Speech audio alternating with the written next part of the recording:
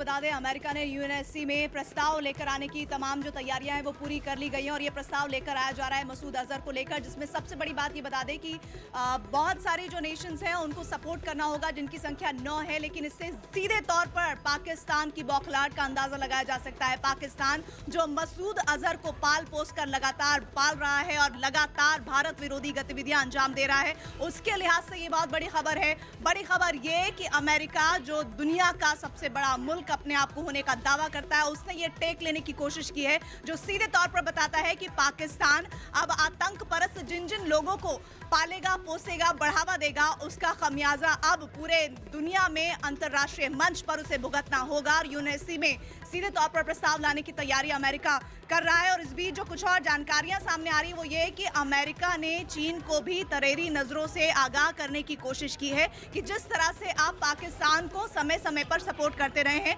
ये सपोर्ट आपका नुकसान भी कर सकता है। बड़ी खबर ये कि मसूद अजहर को तो कुल मिलाकर 15 सदस्य यूएन की तरफ से जो प्रस्ताव दिया गया, अब देखिए इसमें होगा क्या, क्योंकि 15 सदस्य हैं समिति में और अगर इन 15 सदस्यों ने वोटिंग की प्रक्रिया हो सकती है और अगर उसमें 9 देश सहमति जताते हैं तो आतंकी मसूद अजहर की संपत्ति जब्त होगी, उसका आना जाना बंद हो जाएगा, ट्रैवलिंग नहीं कर पाएगा और ये 5 स्थायी इसमें देश और 10 अस्थायी देश हैं। इसमें शैलेंद्र वांगो हमारे साथ इस वक्त जुड़ चुके हैं। शैलेंद्र, एक तरीके से कहा जाए यूएन का ये प्रस्ताव लाना, यूएन में ये प्रस्ताव लाना अमेरिका की तरफ से अपने आप में कितनी बड़ी बात?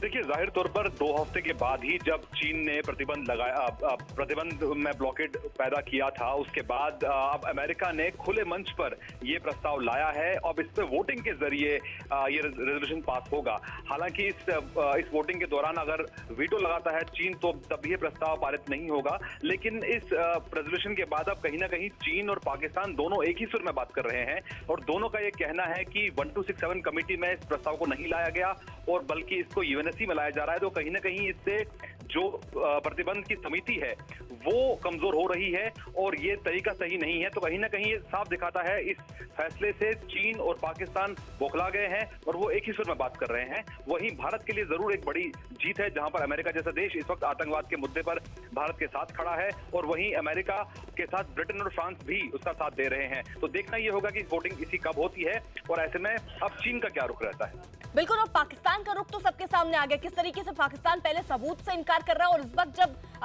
आतंकी मसूद अजहर पर बैन लगाने की बात है तो उस पर भी खुलकर सामने आ गया है।